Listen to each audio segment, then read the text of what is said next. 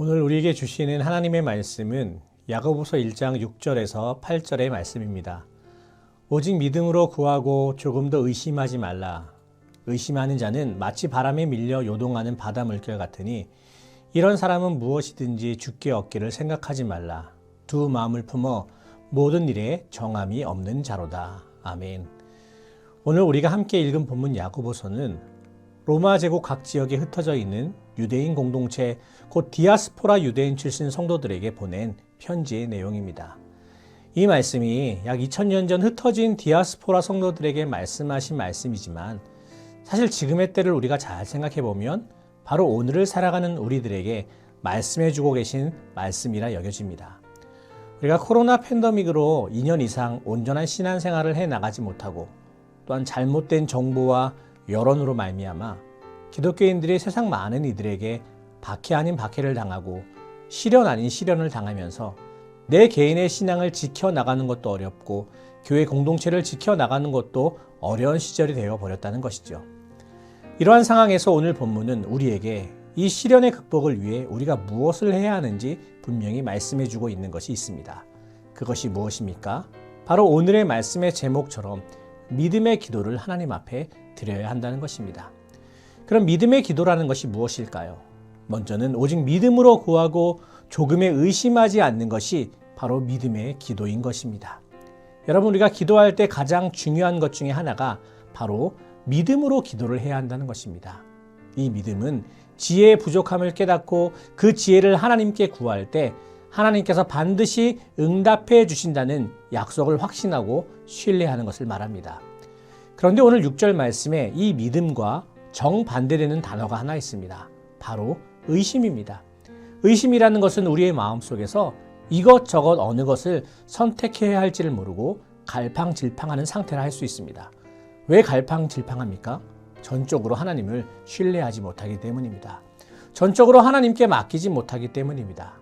기도는 분명히 하나인데 그 기도를 마치고 나면 내가 다시 나의 문제를 싸가지고 돌아가기 때문입니다. 사랑하는 여러분, 주님을 믿는 우리들에게 있어서 기도는 오직 믿음으로 구해야 하고 조금도 의심하지 말아야 합니다. 믿음이 없는 상태에서 구하는 것은 마구 허공에 대고 소리치는 것이나 다름이 없는 것입니다.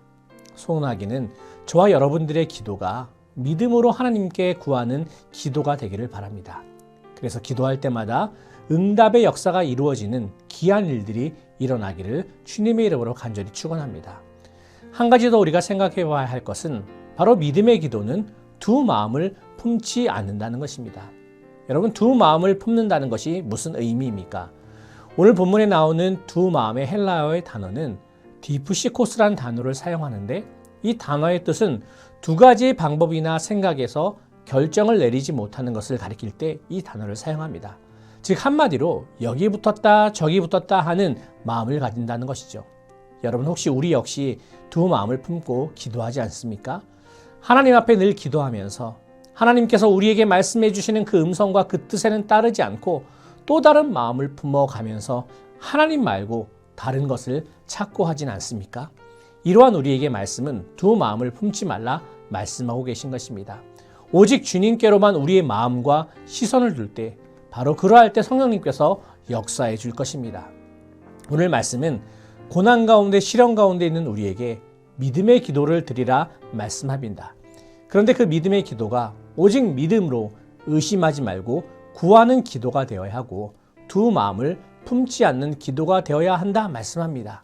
이 말씀을 기억하면서 날마다 믿음의 기도를 드릴 수 있는 우리 모두가 되기를 주님의 이름으로 간절히 축원합니다.